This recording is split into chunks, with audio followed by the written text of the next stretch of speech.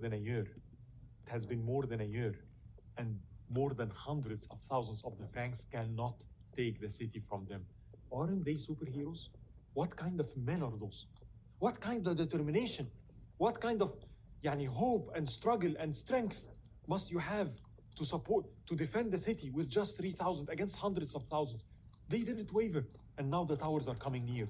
And they start to bomb the towers and use their trebuchets and catapults and Greek fire, and nothing is working. It seemed they were well built. They say that they had put vinegar on them and other things that would protect them so that fire will not affect them. And they are worried. Here, a young man comes to Salah ad-Din and he says, I know what to do. Who's that young man? It's a young man that years before this, was interested in chemistry.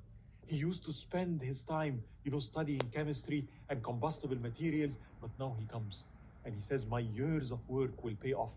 I know a certain chemical combination. I think I can get rid of those 3 towers, but send me inside Akka. Now, how did they do that? And this young man now is inside the city of Akka with all the material he needs. And this young man starts making his chemical secret weapon, if you will. And it looks like it looks like water. It's transparent. And he goes to Baha'u'ddin and he tells him, here is what I want you to do.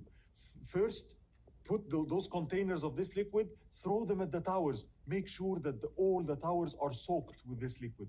Then throw fire on them. And indeed, that's what they did. They first started throwing those containers of this transparent liquid on all the towers.